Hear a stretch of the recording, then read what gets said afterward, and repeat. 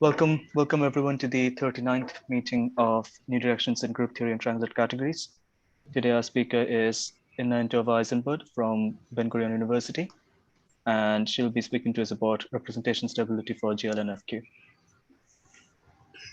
Thank you very much, and thank you very much for inviting me. It's a pleasure to be here. I'm going to speak about a joint work with Thorsten Heidersdorf from Bonn.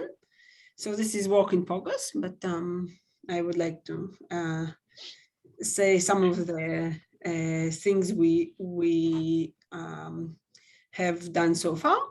So what I'm going to do is I'm going to start with an overview of Deligne categories for those who don't know about it, and then I will explain what exactly do I mean by the representation stability for GL and FQ. So first of all, some notation. I will denote by Q a power of prime, and FQ will be the corresponding field. The base field for all my representation theory will be the field of complex numbers. So all representations would be over the complex numbers, and all categories will be C-linear. I will denote by Gn the final group GL and FQ. And when I consider vector spaces over FQ, which is rare but will still happen, I will denote by dot the operations inside these vector spaces. So 0 dot would be the 0 vector. Multiplication by a scalar will be denoted by a dot.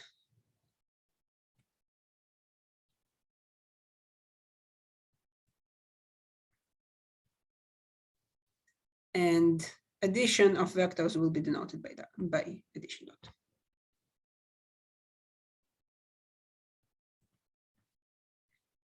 So the main thing we want to do today is to describe some sort of interpolation of the categories of representations of the finite groups GL and FQ, where these categories are again categories of finite dimensional representations over the complex numbers.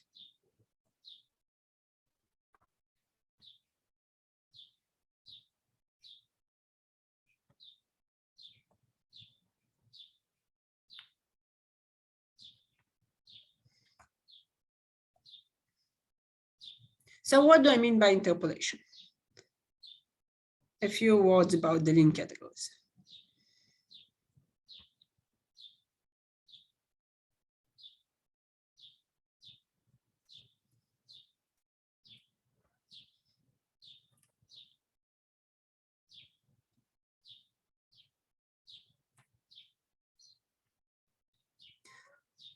So the Deligne categories are families of categories which are usually assumed to be rigid, symmetric, monoidal.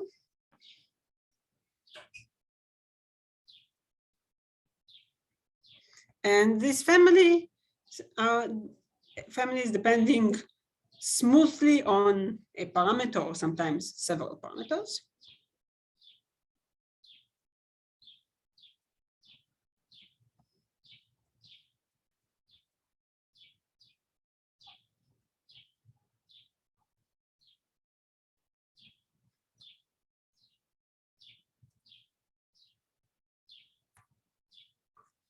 So I will discuss only the cases where we have one complex parameter T. What does it mean to be a rigid symmetric monoidal category? I assume everybody here has heard of this, but just to be sure. So monoidal means that I have the notion of tensor product of objects, and this tensor product is associative, meaning that I have some data describing the associativity conditions. Symmetric means that I have isomorphisms between tensor products in each order, and this is of course some data and compatibility conditions between these morphisms. And rigidity means that for every object V we have a dual object, and I can compute and I have some special maps into my unit object. I should mention there's a unit object here.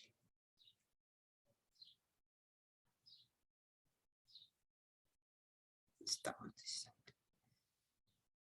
This is variation morphism, the co-evaluation morphism. These are morphisms given with the object V star, and of course they're unique.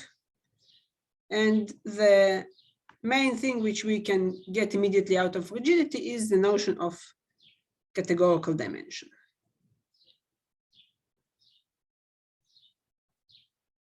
Namely, the dimension of an object V would be an endomorphism of the unit object in our category, and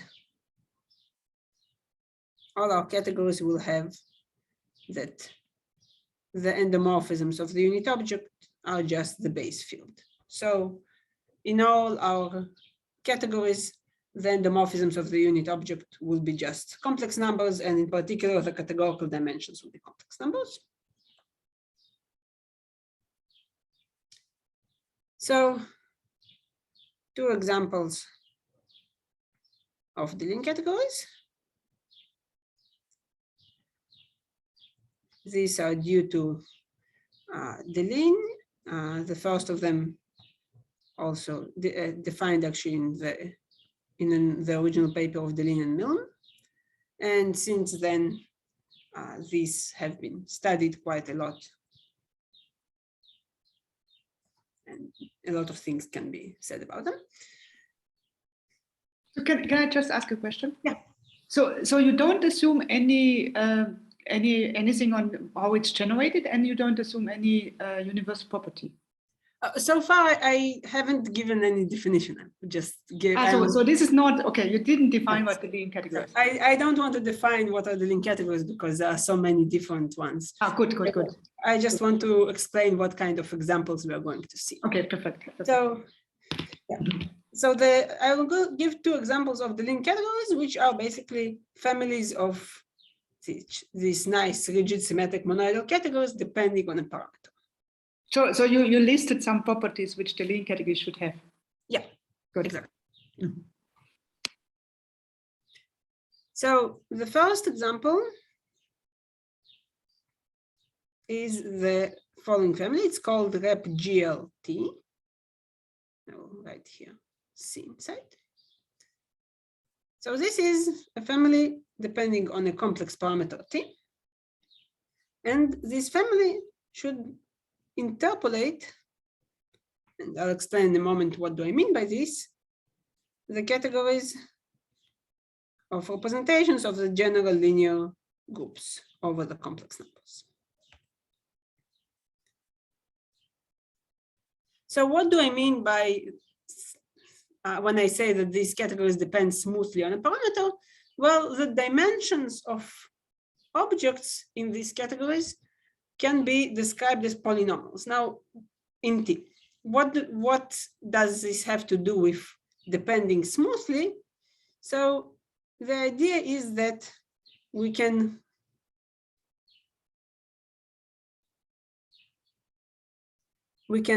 consider the objects in these categories. And we have some objects which we can identify in all the rep GLTs.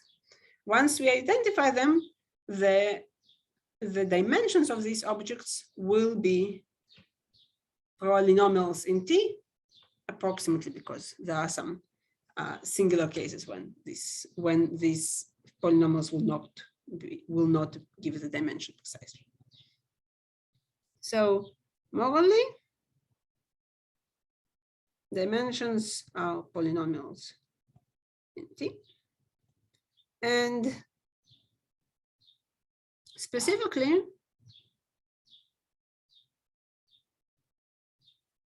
this category is the universal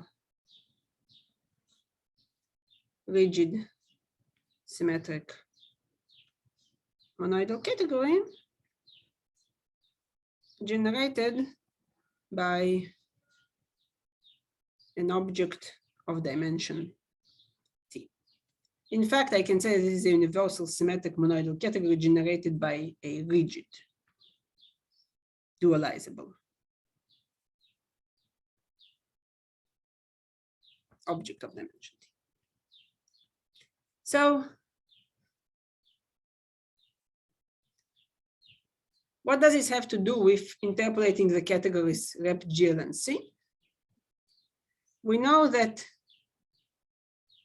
if we have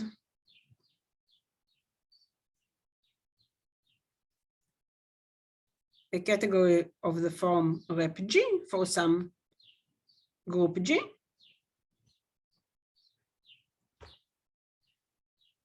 and we have inside a T-dimensional representation of G,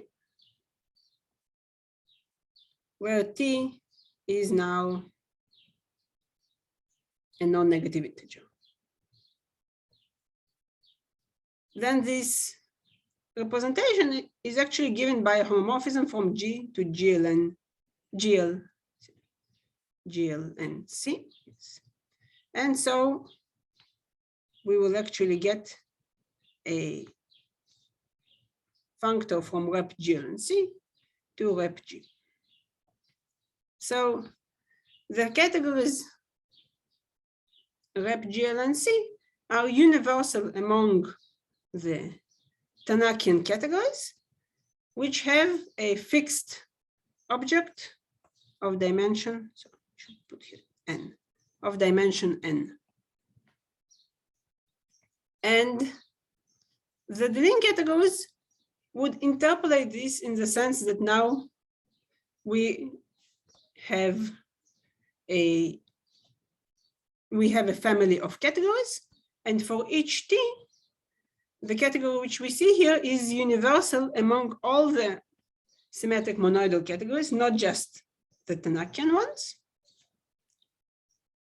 with a fixed rigid object of dimension T, where T is any complex number.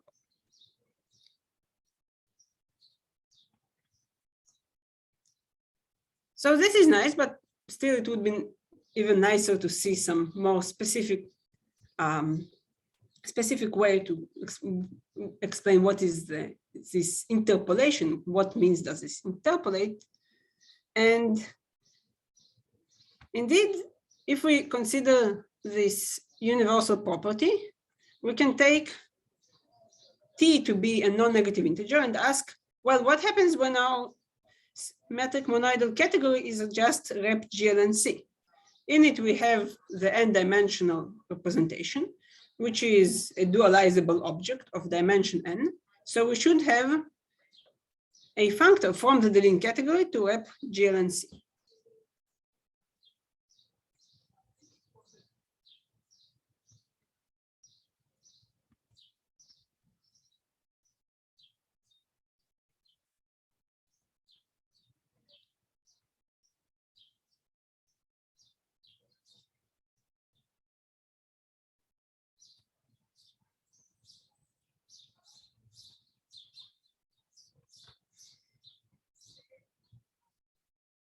And this is a monoidal C-linear functor. this functor turns out to be particularly nice because it is actually full. And we can say who are the objects in the image of this functor, namely,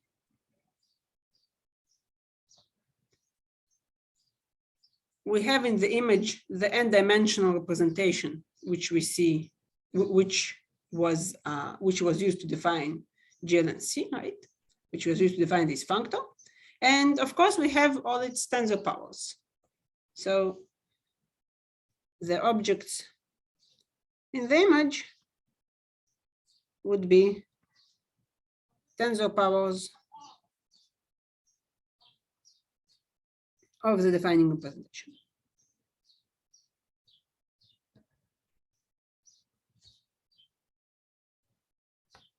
Now, this is all nice, but of course, I haven't told you how to construct the Deligne category. Yes. And in fact, I will not do this for the Deligne category rep GLTC, but I should say that, of course, the natural way to construct it once we see the end of the story is to say, well, obviously, we would need to understand better the tensor powers of the defining representation, understand the morphisms between them, and that should tell us how these categories are constructed. Once we construct these categories through the tensor powers of the defining representation and the corresponding morphisms, we can take the additive envelopes, the Gurion envelopes, to try and get something more similar to this guy. And there are a lot of things to say about these envelopes. And in fact, there are some abelian envelopes to study, but this is actually a bit off topic, so I will not get into it more. Now, the second example of a Deligne category is a similar construction of the categories corresponding to the symmetric groups. These are also a family of categories which are parameterized by a complex number, and they should interpolate rep Sn, where n is greater or equal than 0, and Sn is the symmetric group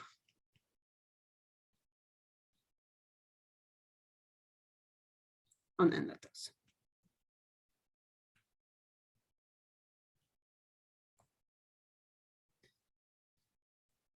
Now, as before, I will start with the spoiler of what is universal about this category and then explain how these things are constructed. So, what would we expect of the category of representations of the symmetric group?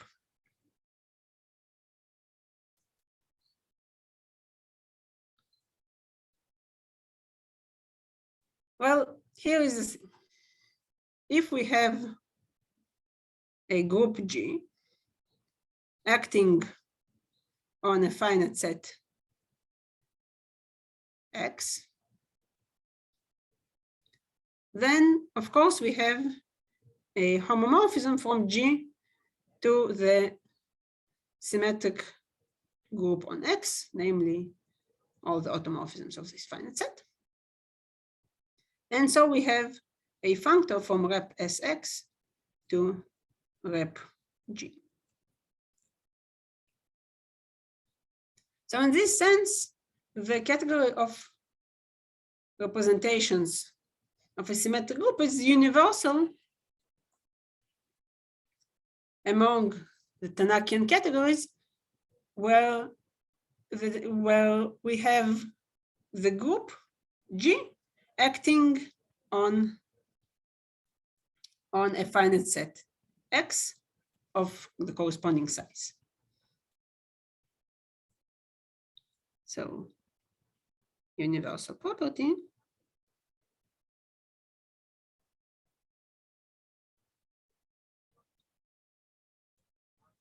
of rep Sn, it is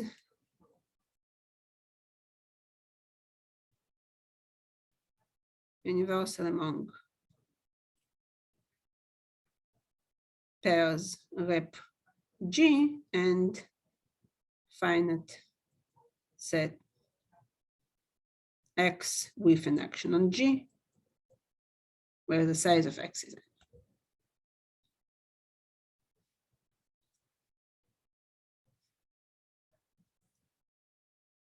So now this tells us something about the construction of rep Sx, right? It tells us that if we take functions on a finite set X, this will give us a representation of Sx. Of course, this is just the faithful permutation representation of Sx.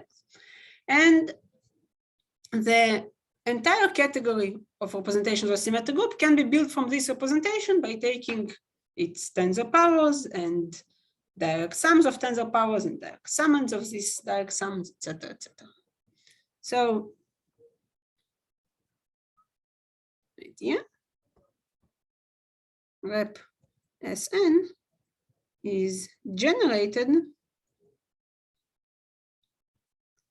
as a Karoubi additive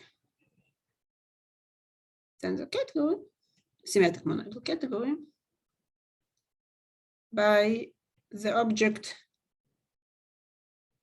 which I will denote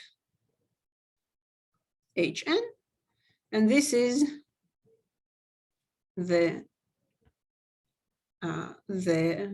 representation of functions on the finite set Xn, consisting of n letters. Okay, so to construct rep St, what do we need to do? First of all, we need to establish what would be the universal property which we want from rep St. The category, categories, rep St. The universal property should be similar to the universal property which we wrote here. But instead of Tanakian categories rep G, I want to consider all symmetric monoidal categories. Yet, when I say that I want to consider all symmetric monoidal categories, one cannot possibly see immediately what would be a finite set, right? Because these finite sets don't even live inside these tensor categories. So what do we need to say for this? Some terminology.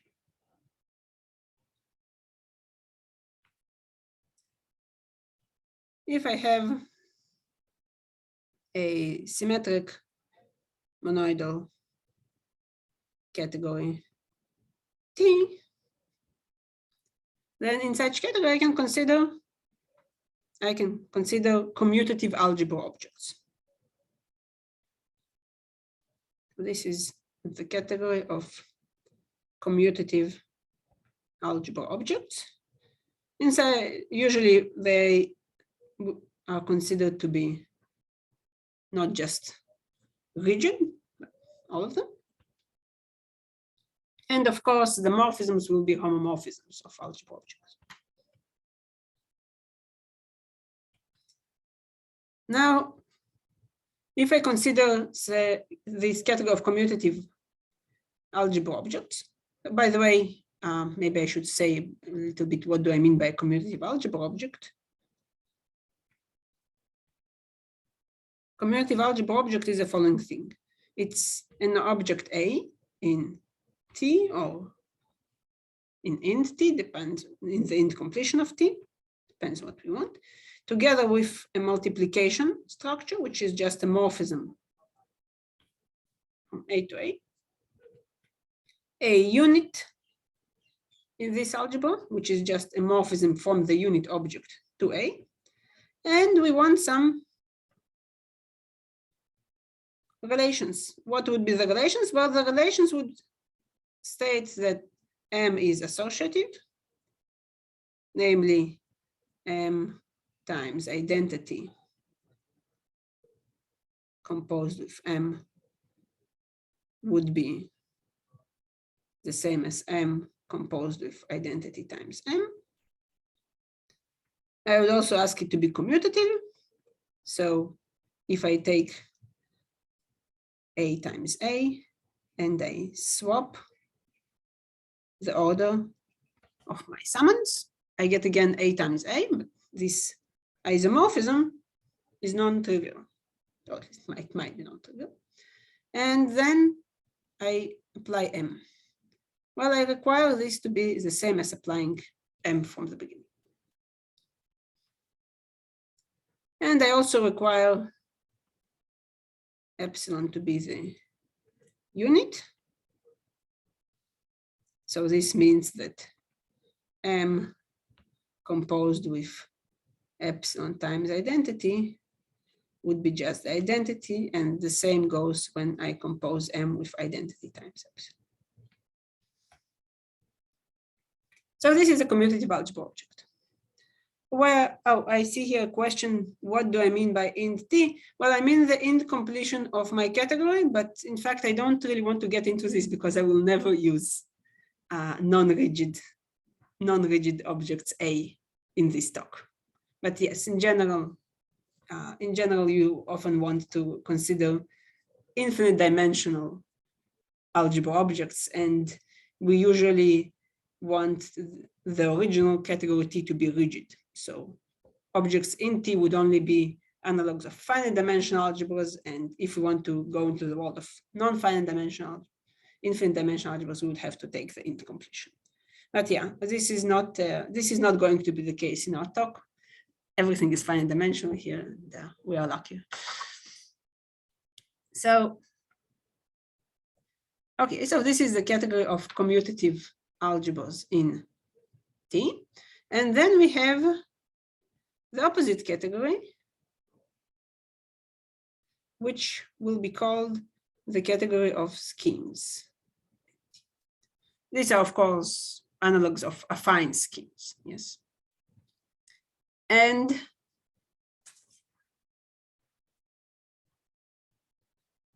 here is an example of a scheme. If we go back to the case of G being a group and T being the category of representations of G, then we can consider the following thing. If G acts on a finite set, I will take X to be finite, but in fact, it's not really important. If G acts on a finite set X, I can consider the algebra of functions on X. This algebra is, of course, a representation of G.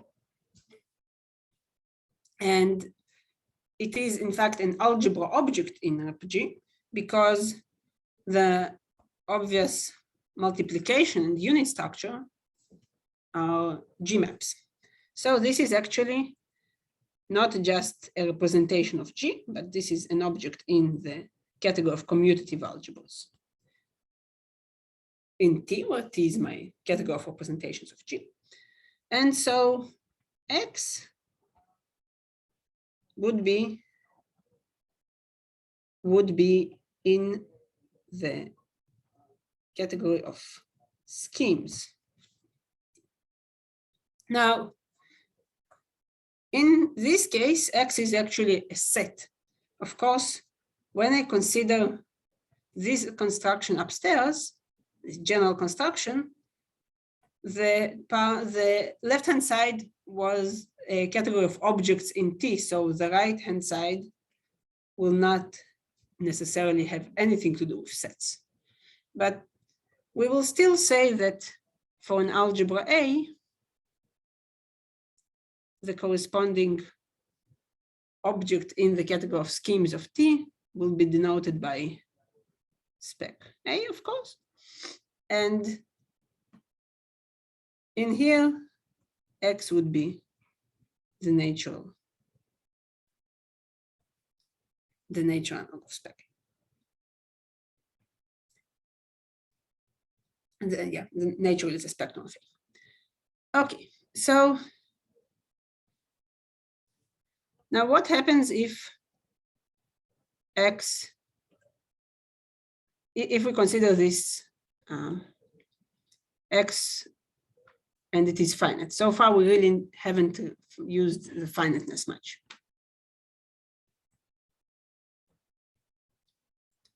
Well, the algebra A will not just be a commutative algebra. It will actually be a Frobenius algebra.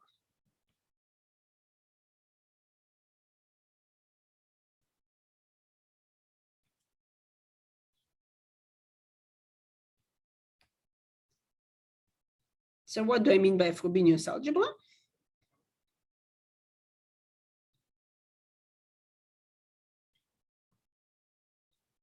Essentially, this means an algebra which is dual to itself, and its dual is also endowed with an algebra structure. So this is both an algebra and a coalgebra. When we are talking about a finite set, this is not particularly surprising. We have an obvious duality between A and A star, just because we have a basis here.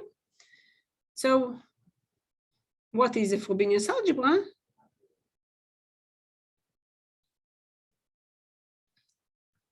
This is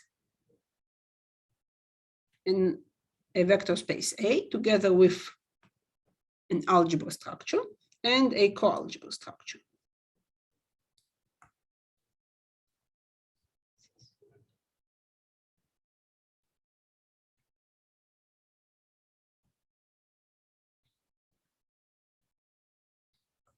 The algebra structure should be commutative and associative, of course. Epsilon standing for the unit. The coalgebra structure will be co-commutative and co-associative. And we have two types of relations.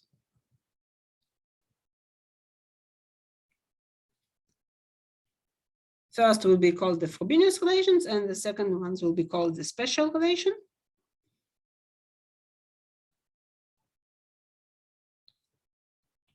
The Frobenius relations tell us that the algebra structure and the coalgebra structure are compatible with each other. Namely, they state that if I compose M star with M, this is the same as composing identity times M star with M times identity, and the same way if I change the order of the factors.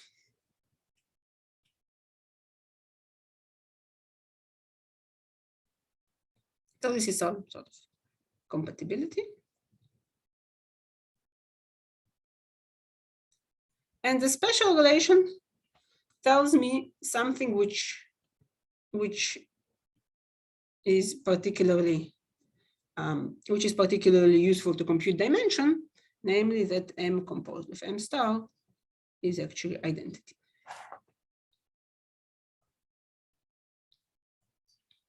So in particular,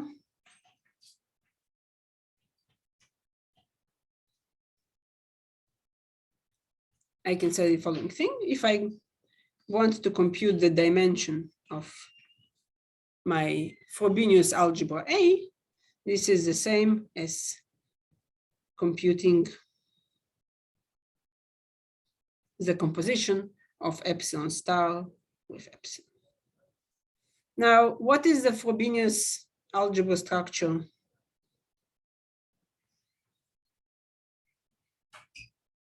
On the space of functions from my finite set X to F to C, apologies. Well, the multiplication is just the usual multiplication. and unit is the usual unit. And then in order to see the coalgebra structure, I will just use the fact that this Frobenius, this algebra is dual to itself.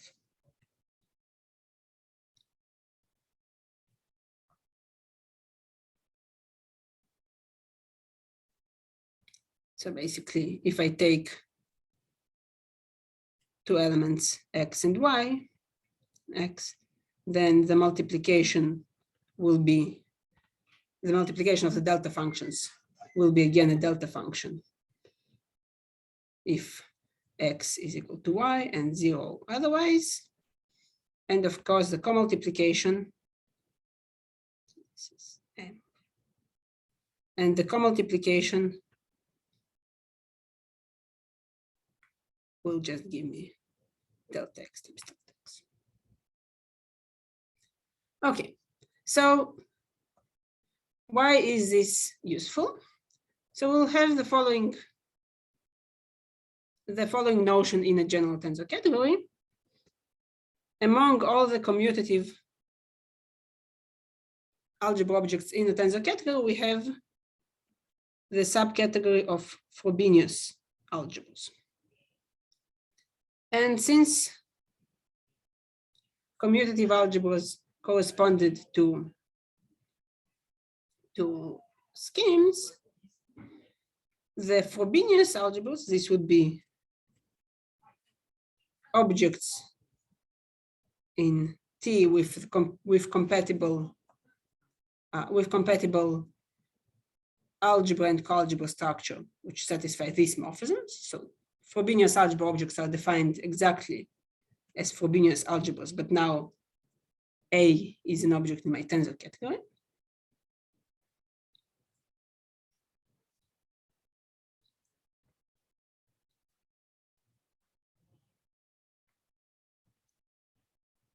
And in particular, these guys are self-dual. So Frobenius algebras in T would correspond to what I will call finite schemes in T. Now, of course, this is not quite an analog of a finite scheme, but let's leave this name.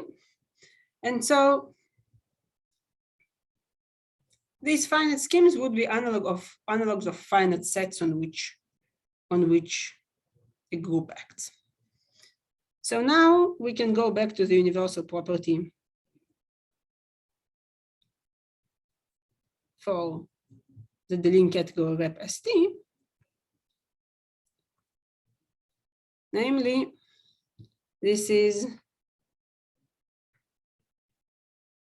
universal among symmetric monoidal categories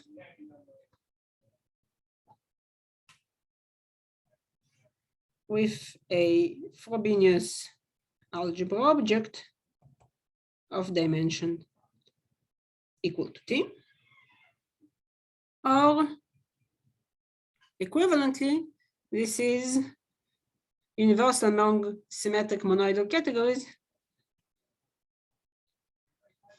with a fixed finite scheme corresponding to a Frobenius algebra of dimension T.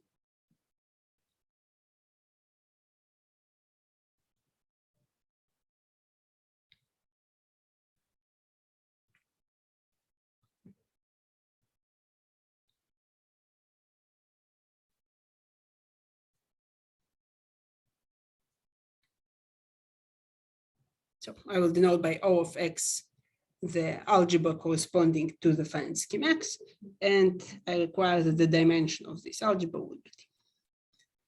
So now that we see this property, it is natural to construct the Deligne category rep ST by taking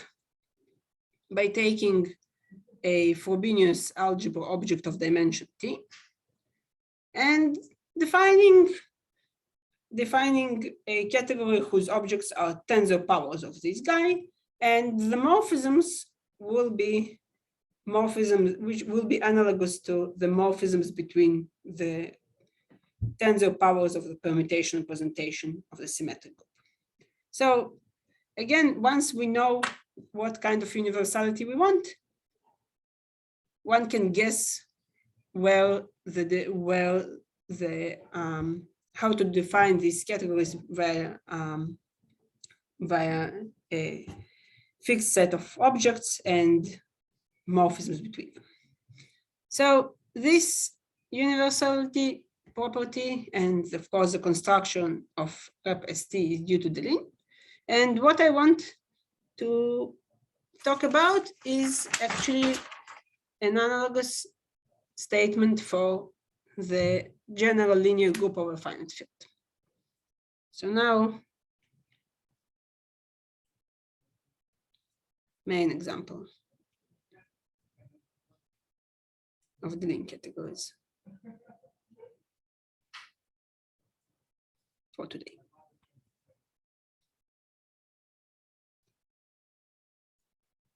So the categories which I want to define today are called rep GLT FQ, and they should interpolate the categories of representations of GLN FQ.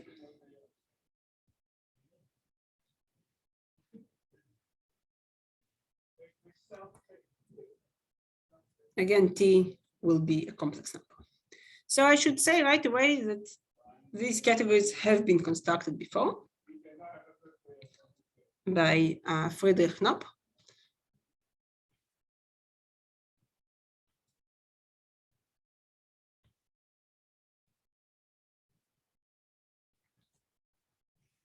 And the main thing which I want to discuss is, first of all, how to construct them, and second of all, how to see the universal property which appears. So before I say what is the construction, here is the idea. Again, we want to see how to construct them out of the universal property which we expect to have. So if I consider the categories of representations of my finite general linear groups, I'll call them GN, right? I want to see what is the universality property for them.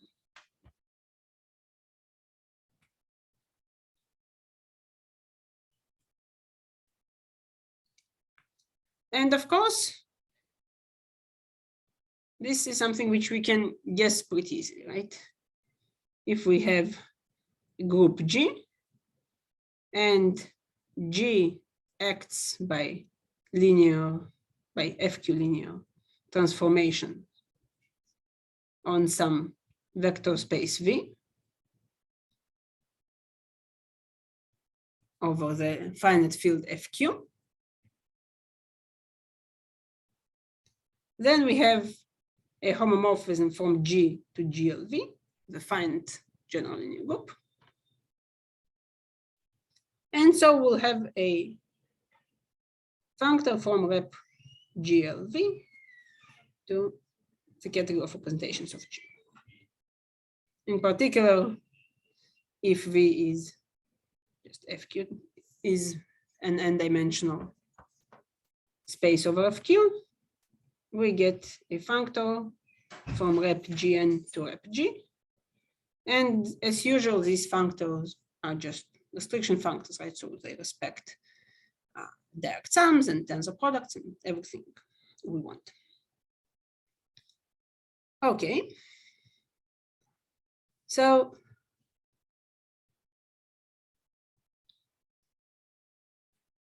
what does this tell us? This tells us that the structure of GN as a category is sort of all, the information about the structure is all sitting inside the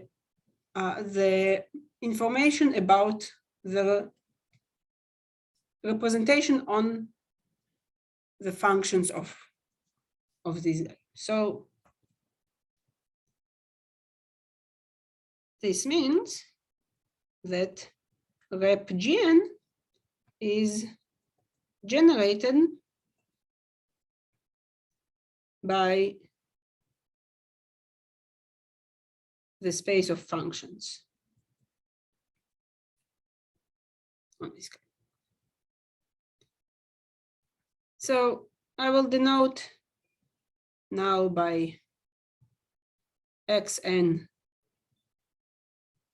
the finite dimensional vector space over fq. And I will write Vn for the span of fqn. So this is the dual to the algebra of functions. Of course, one can work with either this realization of representation or this one, right? Because they are self-dual, so there is no real difference. And in fact, in Friedrich's construction, this is the generator which is used, not the dual, but just the space of functions.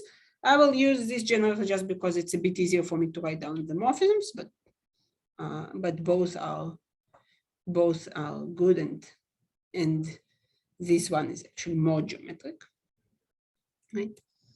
So what do I mean by rep Gn being generated by this Vn? This means that if we want to understand the category of representations of Gn better, we need to study the morphisms between tensor powers of Vn, and this will actually give us all the information needed. So if I write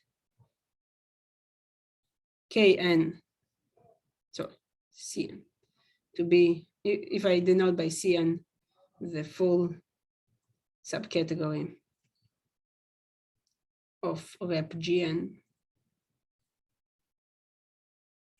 whose objects are just tensor powers of this defining representation Vn, then I can get all of rep Gn by taking direct sums of objects from here and direct summands. So enough to understand how to interpolate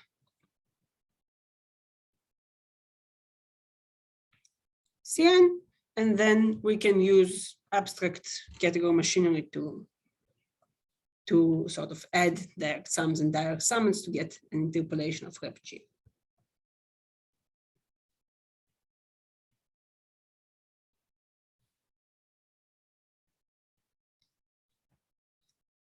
So I see that I don't have much time, so I will not actually explain how these morphisms work, but basically the idea is that if I consider Hom spaces between Vn to the tensor power p and Vn to the tensor power k, I can find a spanning set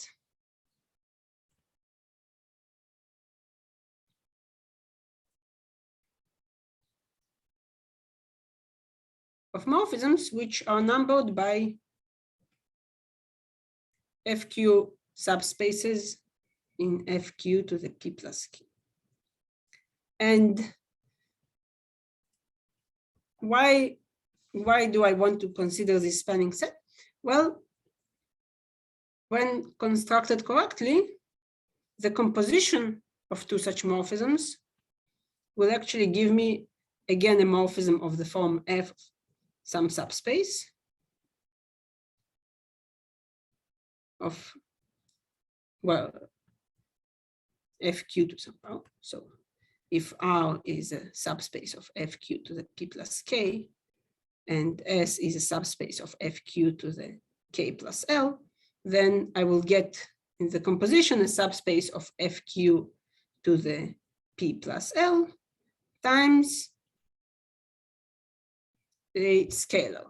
This scalar will be q to the n times to the power, sorry, of a function of R and S. So I will not define these two guys, but I have to, I just want to say that they do not depend on N.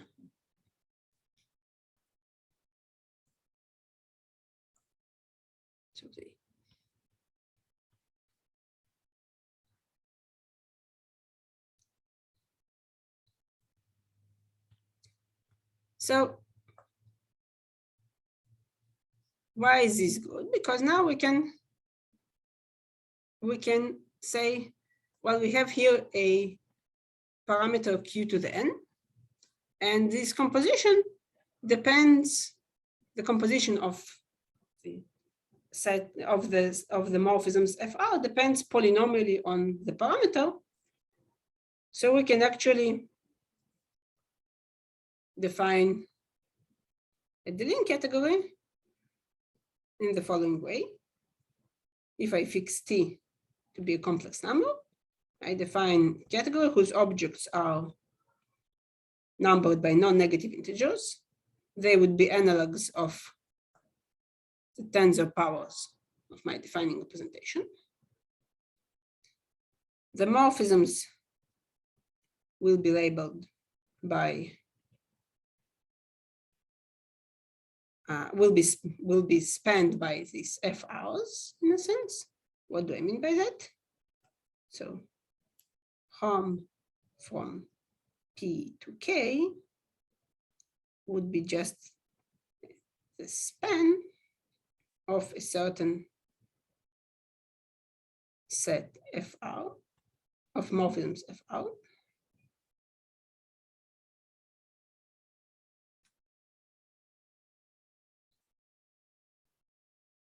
And the relation on the composition, apologies,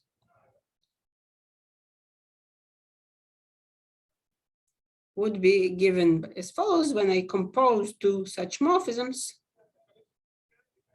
I want to get T to the power drs, where d of s and r is the same function which I have upstairs, and f, and I multiply this scalar by f of the same subspace as above.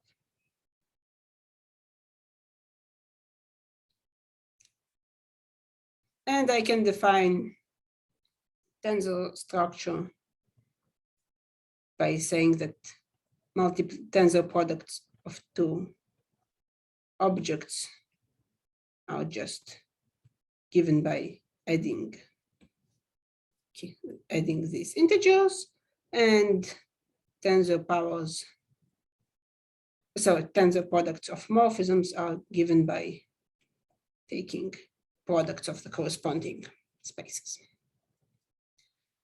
Okay, so this is a category which I can define, but now I want to say that this category has actually a universal property. So I want to see what is the correct analog of the universal property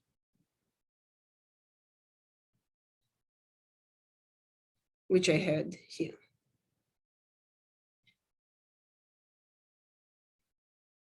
Right.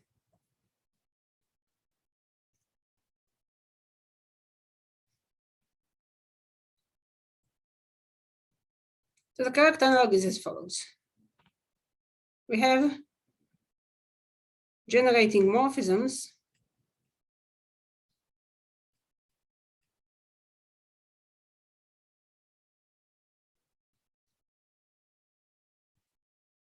in the category of representations of Gn. What do I mean by generating morphisms? I should perhaps write, this is generating set of generating morphisms in Cn, the subcategory of rep Gn, consisting of the tensor powers of the defining representation.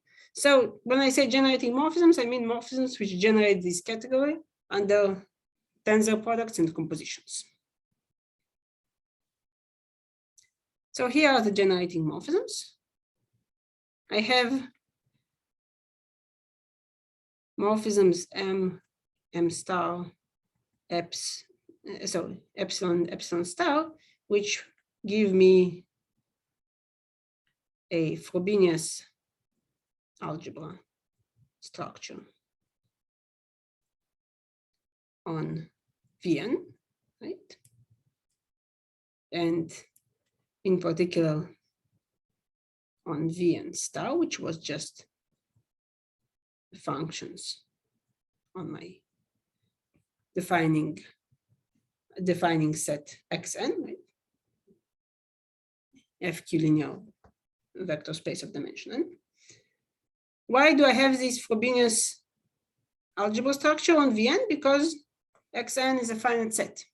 So this Frobenius algebra structure comes for free from the same considerations as before. But since I'm considering not just a finite set Xn, but a finite set with an additional structure, I have additional morphisms. Namely, I have morphisms from Vn to Vn, which correspond to the following. These morphisms are numbered by elements of my field FQ. And if I take f in Xn, which, as you remember, is a basis for Vn, I want to be able to multiply this element of Xn by any scalar of the from the field FQ. So I have such maps mu A. I have a map which corresponds to the zero vector.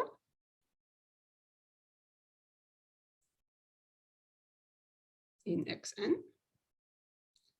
And I have a map which corresponds to addition of vectors in Xn. So this is a map from Vn times Vn to Vn. And so for every V and W elements of Xn, it actually sends V times W to the sum of these vectors as elements of Xn. And of course, I should also add that I have a symmetry morphism, which is just the usual symmetry morphism, sigma, which swaps my factors. And it makes this into a proper Frobenius algebra. This is what makes this Frobenius algebra commutative. Now, what kind of relations do I have on these morphisms? Well,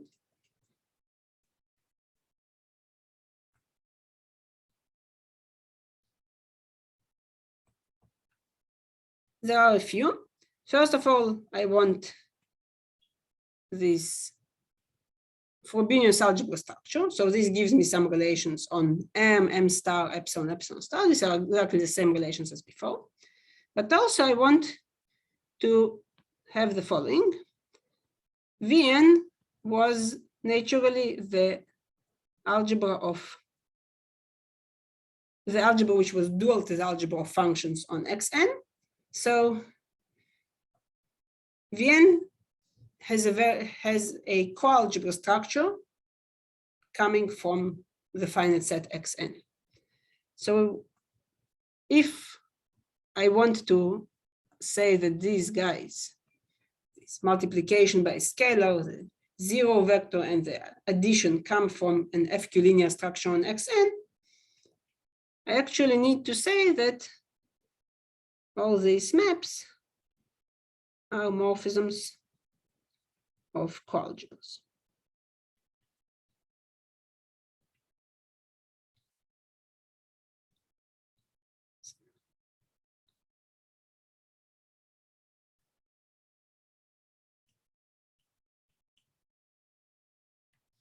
Furthermore, I need also to require that mu A and Z would be also morphisms of algebras. And finally, there is one more relation which I have to add, and this is the cancellation axiom. So this is another relation which these morphisms satisfy, what does the cancellation axiom tell me? Well, I can consider the following morphism. If I take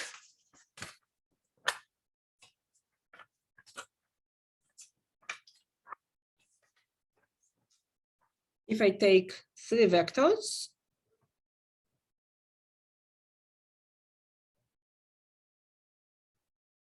in Xn, I can either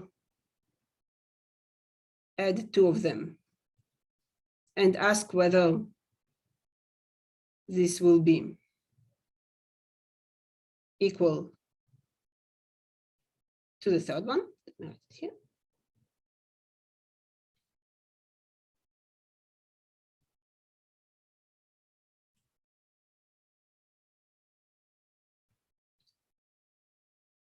And in that case, return W, and otherwise return 0.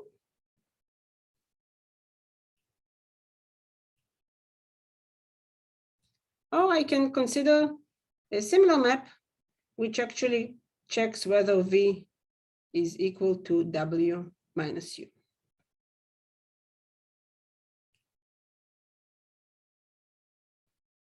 And in that case, again, return W.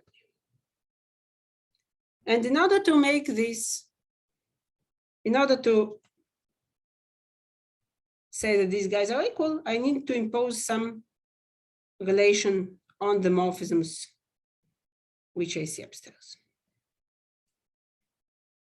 So are these all the relations between these morphisms in the category of representations of Gn? The answer is no, because in fact, these morphisms together with the relations which I wrote down would give me a category where FRs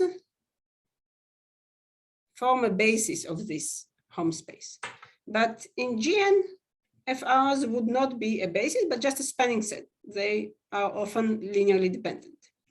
On the other hand, we can see in the Deligne category that by the construction, the morphisms FR are bases for the home spaces. So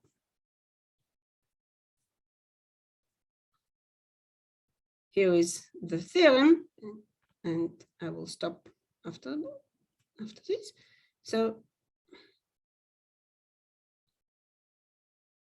the theorem is the following. If I consider the Deligne category for the Deligne category rep GLT FQ, which I defined before, this is universal among the following pairs. I have a tensor category T, so again, symmetric monoidal category, and an object V in T, which would be what we call a Frobenius FQ linear object. And here are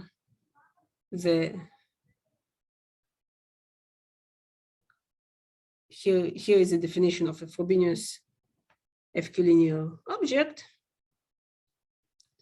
Here I should add of dimension T, categorical dimension T. So a Frobenius FQ linear object is the following thing. I have an object V, which is a Frobenius algebra,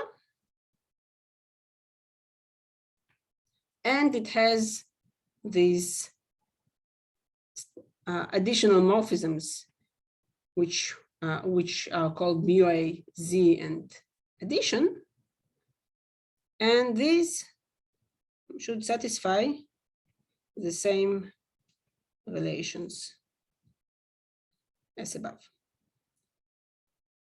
which essentially means that the spectrum of V, which is a finite scheme in T, should have an FQ linear structure. Now, just one last word, the FQ linear structure is naturally seen in the existence of these morphisms. And of course, there are some relations between them which make this actually into FQ vector space. And the fact that this is a finite scheme has to do with this Frobenius algebra, but the axioms which we see here, I should also, we have this FQ linear on that mu a z and plus should have some relations, making them actually a structure of an FQ linear vector space. But the cancellation axiom and the fact that these guys are enough to make this work is actually sort of surprising, in my opinion. So yeah, this is it. And I will stop here. Thank you. Thank you, Anna. Can we all unmute ourselves and give the speaker a round of applause?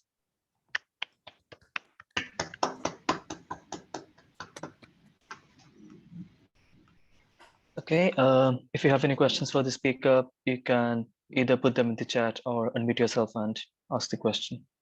Please go ahead if you have any questions. I have a question, Ina. Yes.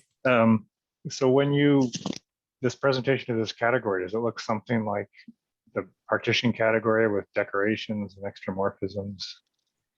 So I would say that this is a bit trickier than just saying decorations, or at least what I would understand by decorations, because the morphisms which you get, these FRs, they are numbered by FQ linear subspaces. So I mean, you can try to make this an analog of a partition, but I mean, you have way more structure inside because you have this all this FQ linear structure in there, and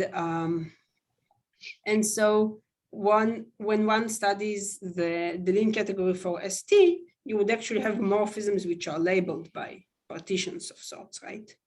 And because here you would have vector spaces, FQ vector spaces, the composition is a bit trickier. But it is both of them are part of a construction by Friedrich here, which by Friedrich who's here, and this construction is sort of uniform, and both ST and this GL TFQ are special cases.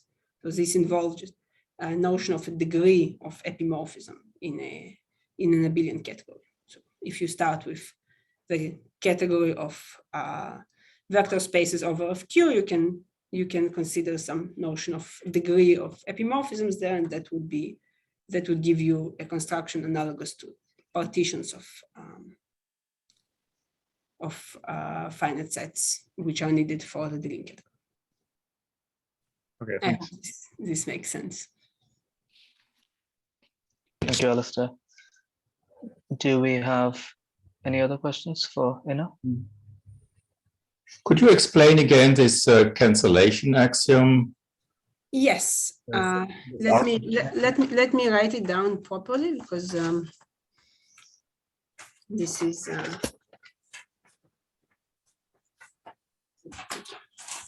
so the idea is the following.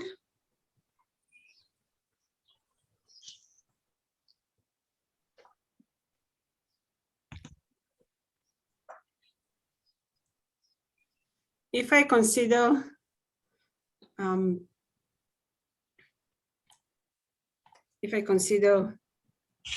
three vectors u, v, and w in xn, then asking whether v is equal to w is the same as asking whether v plus u is equal to w plus u.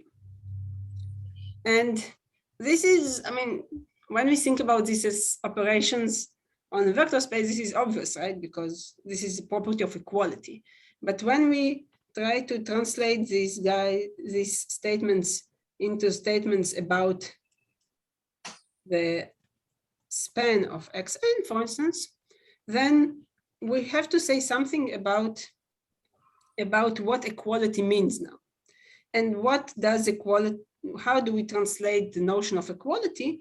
Well, we have the following morphism. This is just the multiplication morphism on my space. It takes v w to one of them if they are equal, and to zero otherwise, right? So saying that these statements are equivalent actually means that m of v plus u and w plus u is equal to m of v w, and then we have to sort of add u.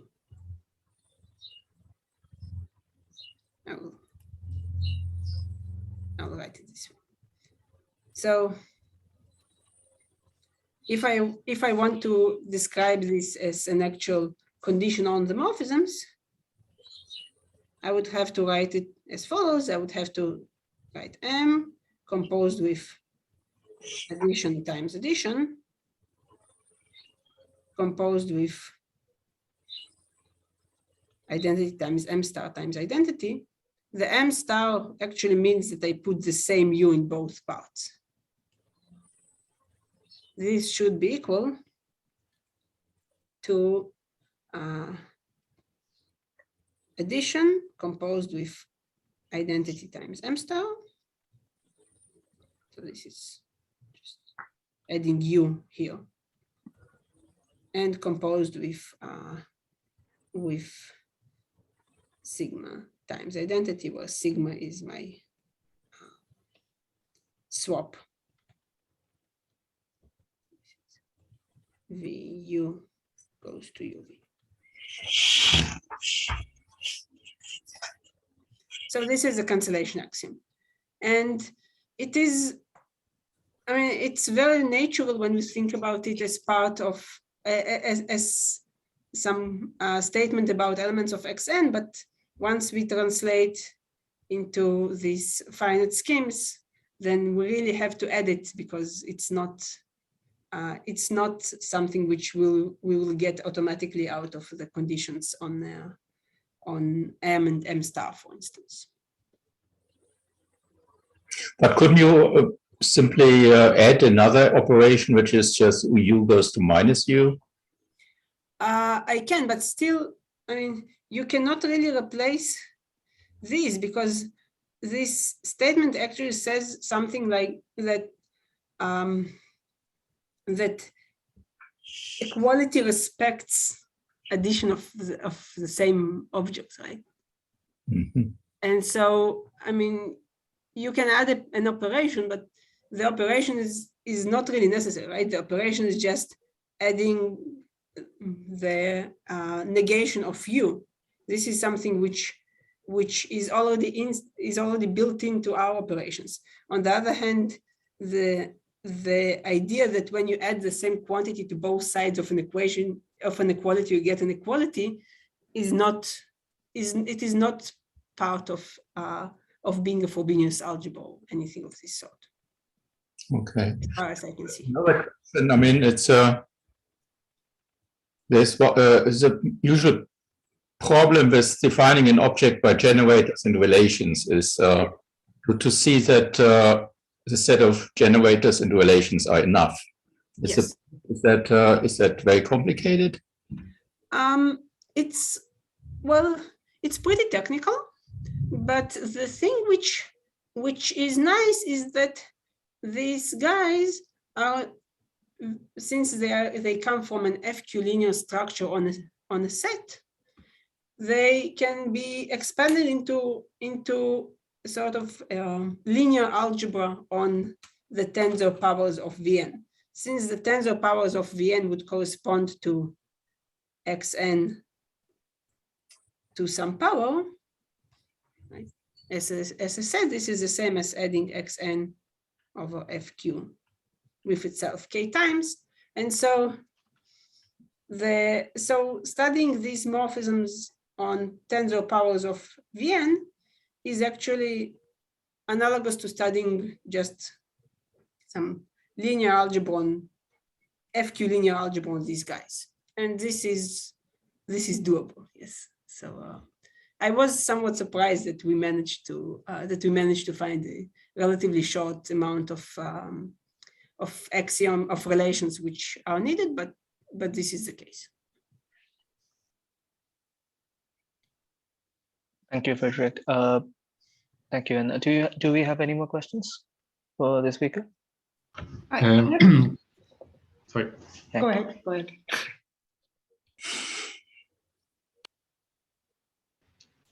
Okay. So the less important question first then. So I got two quick questions. Hi, and thanks for the talk also. So first question is, can you say something about the degree of the generators and relations somehow in terms of this generating object? So it looks like so my generators, there would be morphisms between tensor powers, and the total degree of the tensor powers would be at most 3, right? Because the biggest degrees would be of maps of the type Vn times Vn to Vn, or the other way around. And the cancellation axiom would be I think pretty much the biggest degree of the relation. So the cancellation axiom here, we see that it involves 3 vectors. So the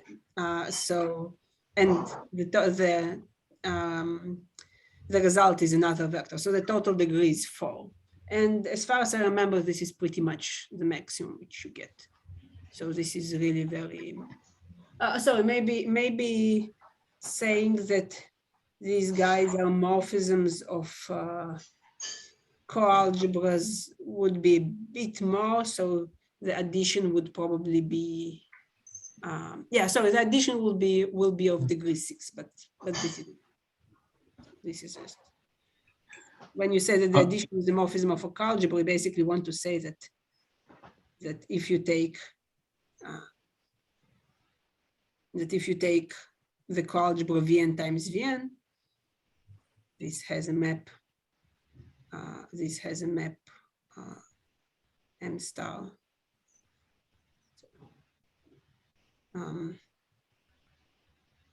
M star, and then here you have 2 morphisms like this, right? This should be. This is what is a morphism of coalgebra, right? So you see the total degree here is well, what is it, 5, right?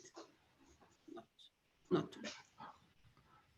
Okay, thank you. And also, is it possible? I mean, you said that this is kind of a FQ linear Frobenius algebra. So is it possible to say it's kind of a Frobenius algebra internal to some category? Like if you would just describe this algebra object, you could say, I guess it's a Frobenius algebra in a category of FQ modules. Is it possible to basically formulate your conditions on this object, like the abstract kind of conditions also in a form like this, where you say you want some Frobenius algebra object which is living in some kind of subcategory of objects, or like it's living in the. Well, I mean, the requirement that you have these morphisms, you can say that this is a sort of thing, but I don't know a better answer. can these, or at least part of these conditions, be reformulated in terms of being a module over some object in the category? So I think saying that Vn is a module over Fq or something like this is not a good way to say it, because Fq is not in.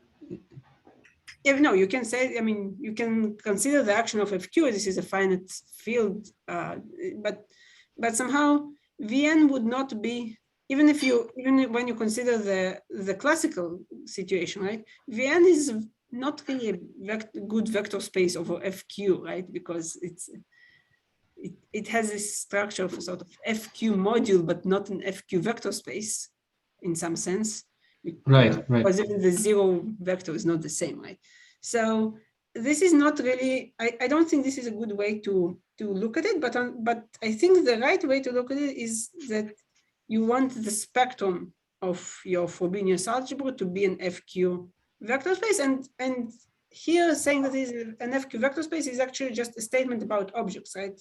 You can say that being an FQ vector space means that you have addition, you have an embedding of a point object of a point scheme, which is just a zero vector, and then you have multiplication by scalar, and these guys should be compatible. So I think this would be a better way to say it. So that isn't okay. So if you say the spectrum should be an FQ vector space, this sounds like the algebra object should be a free FQ module, co-module somehow. Yeah. Yeah. So this is precisely what this. Yeah. Okay. Good. Thanks a lot. Yeah. Thanks. Thank you, Janice. Yeah. Do we have any more questions? Yeah. So I had the same question with the degrees, but I have a more general question about the beginning as well. Can you say something about Frobenius algebra objects in other Deligne categories or in general? I don't know. So is there any chance to classify them? I don't know that either. That's I think that's an interesting question. There was some things done recently by Chovanov, Ostrich, and Kononov, I think, who studied who constructed categories, different categories based on Frobenius objects, and this actually had included the category ST and the category OT. But yeah, but I think in general the Frobenius subjects have not been not classified, not really studied.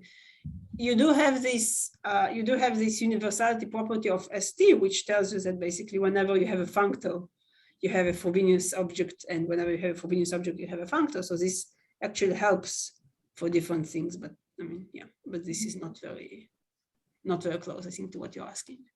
But do you have a feeling of whether there are many or not so many? Because I would expect there are many.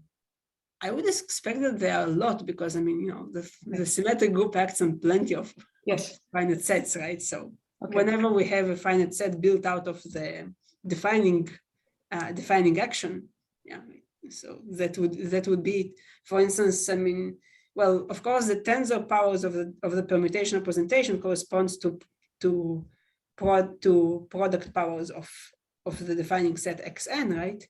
But I mean, you can also take this symmetric algebras and anti-symmetric algebras and see, well, so okay, anti-symmetric algebras would not work for it, but symmetric algebras would be good, right? Because they would correspond to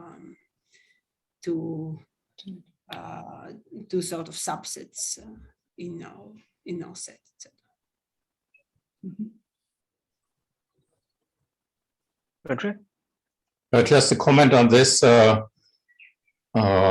Of course, you can construct a lot of Frobenius algebras just by taking a functor and applying it to X. But that is completely set theoretic. But Deligne already in his paper constructed a non-standard Frobenius algebra inside something rep S -1, remember? And that's how he actually constructed this abelian envelope of rep Sn. Yes. So there are a lot of non-standard Frobenius algebras too. Yes, so But- I think, sorry, I apologize. Sorry. And the second, I have another remark. I a little bit object to finite schemes, this terminology, because finite schemes could also have will not be reduced, for example. So they might have nilpotent elements. So Deligne in his paper actually calls them separable algebras. Mhm. So if you want to have a term which is close to algebraic geometry, I would call it probably something like finite smooth. It's the smoothness of the scheme, I mean, which is being captured by the self-duality. That was another, just a little remark. Thank you. I actually wanted to add, since you mentioned these special objects, there are some very nice Frobenius objects which I should mention, and which are related to Friedrich's last paper about the Deligne categories. So if you consider, for instance, Sn, you have injective maps from the set of k elements to the set of n elements. And this is a finite set on which Sn acts. This guy has a corresponding representation, right? Which is just the permutation representation for this set. And this is what Deligne calls the object corresponding to 1 to k in Deligne's notation. And these objects can actually be used to construct the Deligne category entirely, and a similar situation occurs for the general linear group. You can consider the sets of injective maps over Fq from Fqk to Fqn, and on this we have the action of Gn. And so these kinds of generators can be used to construct the Deligne categories for GLT Fq as well. And yes, and this is where I want to refer to Friedrich's last paper about this, which is very interesting. Okay. Maybe another quick remark, minor remark also on these Frobenius algebras. So apart from, of course, generating new ones from old ones by tensor products and direct sums, I mean, you also have like whenever you have compatible families of Frobenius algebras in the group representation categories, then usually this lifts. I mean, you can use this ultra product, ultra filter approach to see that. And then, I mean, for instance, I think the one Friedrich mentioned is can be seen kind of as the regular representation, which occurs in all group categories and kind of compatibly. So this one extends to all rep-ST families. And so there should be many more like this. For instance, if you induce up, you can generate new Frobenius algebras from old ones, and then, but inducing up in the group categories gives you like these families, and these families should also correspond to something in the Deligne category then. Yeah. And even like the permutation modules on these inductive map sets, which Ina described, also those can be seen as induction, like induced up representations somehow. So to close the circle maybe. So this is some way of getting Frobenius algebras. Did you have a similar construction where you consider these colored Deligne categories corresponding to partitions, Jonas? I'm not sure. So I mean, I think there's nothing published in this direction, but well, from me at least. But there are some projects where we kind of use these ideas.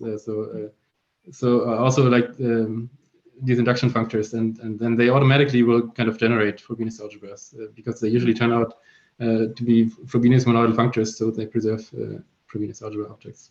Yes, but I think this is not. I cannot reference anything published regarding that. I see. Thank you. Katrina, were you about to ask something? Okay, sorry. No, sorry. I thought, yeah. Do we have any more questions for Ina? Any questions, any comments? Is that yeah, Is that written up? So it's not online yet, but I hope it will be online in a few weeks. Yes. Yeah, that's a key thing to ask always. Any more questions? Anyone?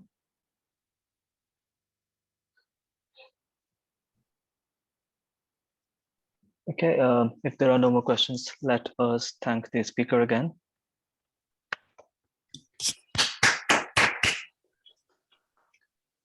Yeah, thank you for the wonderful talk and for fielding so many questions. This talk was recorded. The video will be uploaded onto the YouTube channel of this webinar series, and I'll send a link to everyone once it is done. So thank you all of you for coming, and thank you, Ina, for this wonderful talk. Thank you for the invitation.